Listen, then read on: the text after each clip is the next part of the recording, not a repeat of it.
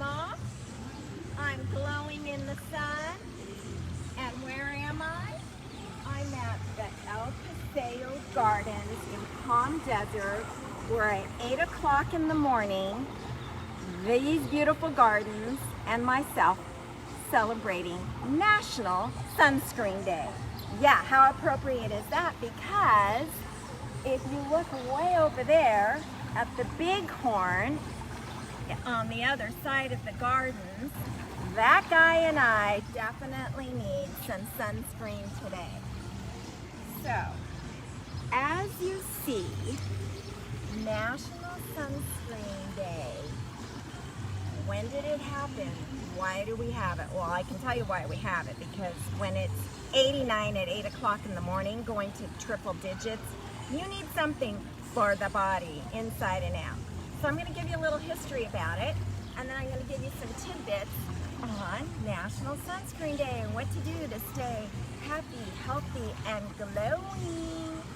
So, as you know, this character, and maybe you don't know, but the bighorn character is an icon here, especially in the city of Rancho Mirage, because there's only about 70,000 left in North America, and a lot of them are concentrated in our mountainous areas right here in the Desert Valley. They can maintain and keep water for long periods of time. Let's get back to the sunscreen though, because that guy, I'm going to put a little dab on him before we go. So sunscreen, where did it come? How did it happen? World War II. World War II. The airmen out in the South Pacific were getting blisters all over their skin. It was hot. It was probably as hot as it is now. And the water reflects back about 20% of the rays.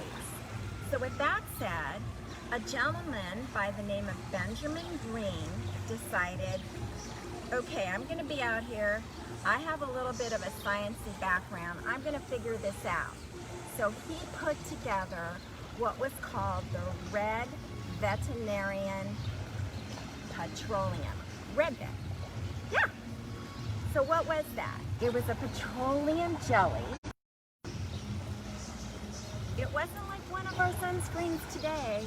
It was a petroleum jelly made with red clay, and it was gooey, and they would have to put it all over them, but guess what? It worked. Yeah, they looked a little red and funky, but it worked. So from that time all the way to the 1950s, after World War II, he came back and he said, I'm going to figure this out. I am going to come up with a sunscreen that worked. And in the late 1950s, yoo-hoo, copper tone. Today, that has evolved to different sunscreens. So what kind of sunscreen do you want to use? What do I use? First of all, a sunscreen does not have to be 100 and all the SPVs. There's different types of rays. There's two types. Let me get this right, you guys. The UVA ones, which are the ones that are for aging, and I want to worry about that, don't I?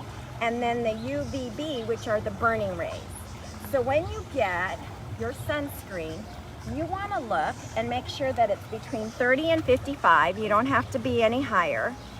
And any brand on the market that has broad spectrum on it, that's what you're looking for, because you've covered the two rays. And I like to take it a little step further. I like to make sure that it's dermatology approved, only because to me that's like an extra layer of comfort for me. So that's our sunscreen story. Now, besides getting a good sunscreen, what do? 3 little tips and we'll end. Believe it or not, good old water is the #1 thing that's going to keep your body inside and outside glowing. Water. Lots of water. So as you can see, this one, big one. 2. You want to have a happy-go-lucky hat. Now, I did a little study on this. If you have a hat that's only 3 inches brim, and I love hats, this one is just barely under 3. it will not work. No matter the quality, the cuteness, you need to have 3.5 to 4 inches minimum. The one I'm wearing, 4 inches. So, hat, sunscreen, third thing, water, and lastly, you go, well, I get sick of drinking water. How can you stay hydrated?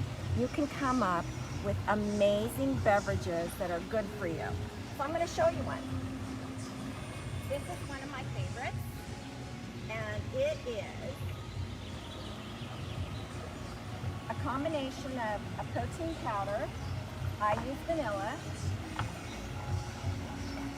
a good hydrate. This hydrate, trust me, this little baby works so good. It doesn't have all the sugar. It's got the oomph that you need, the electrolytes that you need. Put that in there. Add a dish or a little droplet of lemon essential oil in there. And what I did this morning, you can see these are almost gone, is I added a little bit of Greek yogurt and flaxseed. We are almost done with these because they're so good. So why are these amazing and why do these keep me hydrated? Number one, we use nothing but water. What did I say? Water is important. And ice, of course, if you want. Number two, it's a full meal replacement. So if I go out and play pickleball, if I go out for a run, this is my go-to, and I added a couple goodies, all completely under 250 calories. It's not about the calories, it's about the nutrients, as I always say. So I'm gonna have one for I think my cameraman already drank most of this. And lastly, the hidden gem for us healthy aging seniors, a really good vitamin. B-Genesis, oh my God, it helps the skin, it helps the hair, it helps the elasticity. So find yourself a really good vitamin. If you don't have the B-Genesis, I think that's a really good one. All right, National Sunscreen Day. I'm going to be out here triple digit weather, and I want to be the best of the best as I go into the aging years of grandma, pickleball, and all other sorts of things. So go celebrate, get some good water, get a good sunscreen, a cutesy hat, and we'll see you here when you come out of isolation. Bye.